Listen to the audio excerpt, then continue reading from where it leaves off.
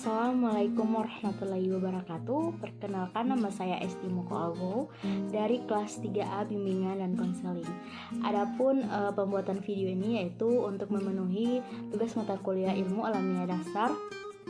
Dan di sini saya akan menjelaskan 3 materi yang sudah diberikan, yaitu yang pertama ada materi manusia dan lingkungannya, yang kedua ada sumber daya alam serta lingkungannya, yang ketiga ada ilmu pengetahuan alam dan teknologi.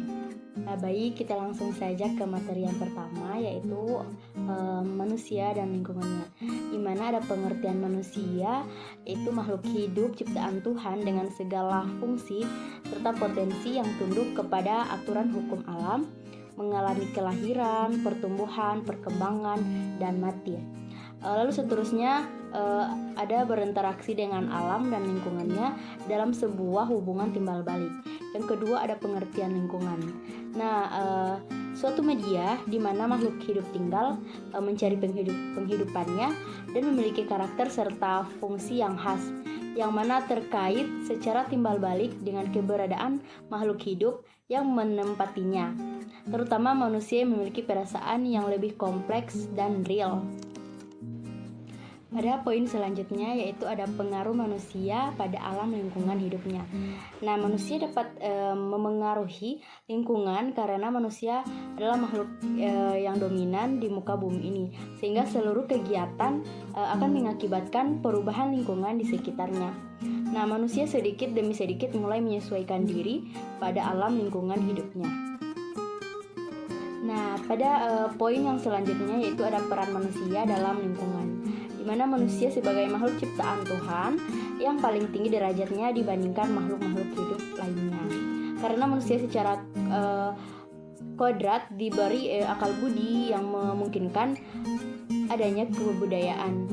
Nah, lingkungan dapat dibagi 3, yaitu lingkungan biotik, abiotik, dan lingkungan buatan.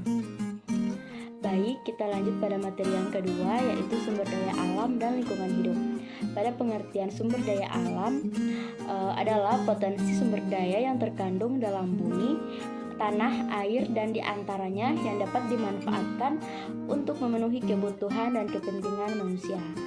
Nah, sumber daya alam berkaitan dengan lingkungan hidup karena lingkungan hidup itu merupakan kesatuan ruang dengan semua benda, daya, keadaan, dan makhluk hidup termasuk manusia dan perilakunya yang mempengaruhi kelangsungan kepribadian dan perkehidupan dan kesejahteraan manusia serta makhluk hidup lain.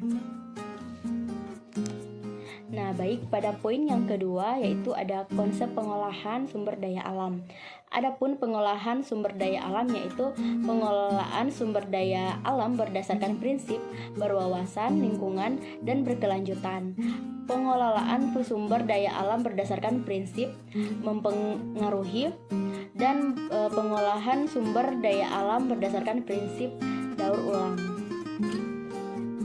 Nah, baik, kita lanjut pada materi yang ketiga yaitu ilmu pengetahuan alam dan teknologi. Nah, di sini ada ilmu pengetahuan alam dan teknologi bagi kehidupan manusia. Nah, Iskandar Al-Syahbanah merumuskan lebih jelas dan lengkap tentang definisi teknologi, yaitu cara melakukan sesuatu untuk memenuhi kebutuhan manusia dengan bantuan alat dan akal sehingga seakan-akan memperpanjang, memperkuat, atau membuat lebih ampuh anggota tubuh, panca indera, dan otak manusia. Pada poin yang kedua ada ilmu pengetahuan alam sebagai dasar pengembangan teknologi.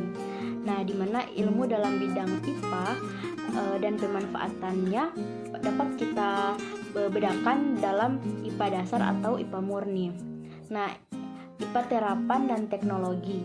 Nah, jadi prinsip-prinsip dan teori-teori IPA dasar yang mengendalikan alam dari IPA terapan alam.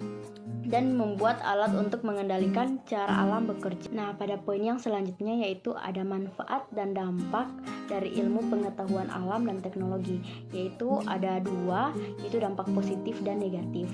Nah, pada dampak positif yaitu internet sebagai media komunikasi merupakan fungsi internet yang paling banyak digunakan, di mana setiap pengguna internet dapat berkomunikasi dengan pengguna lainnya dari seluruh dunia. Nah, adapun yang kedua di mana media pertukaran data dengan menggunakan email dan lain sebagainya. Yang ketiga ada media untuk mencari informasi atau data perkembangan internet yang pesat, menjadikan sebagai salah satu sumber informasi yang penting dan akurat. Nah, pada dampak negatif yaitu meliputi pemanfaatan jasa komunikasi oleh jaringan teroris atau Kompas. Yang kedua ada penggunaan informasi tertentu dan situs tertentu yang terdapat di internet yang bisa disalahgunakan pihak tertentu untuk tujuan tertentu. Dan yang berikut ada kerahasiaan alat semakin terancam melalui internet. Kita dapat memperoleh informasi tentang psikologi dan bahkan dapat memperoleh layanan tes psikologi secara langsung dari internet. Yang berikut ada kecemasan teknologi. Selain itu ada kecemasan skala kecil akibat teknologi komputer. Nah, kerusakan komputer karena terserang virus, kehilangan berbagai file penting dalam komputer. Inilah beberapa contoh stres yang terjadi karena teknologi. Nah, baik, itulah ringkasan materi dari saya. Kurang lebihnya saya mohon maaf. Assalamualaikum warahmatullahi wabarakatuh.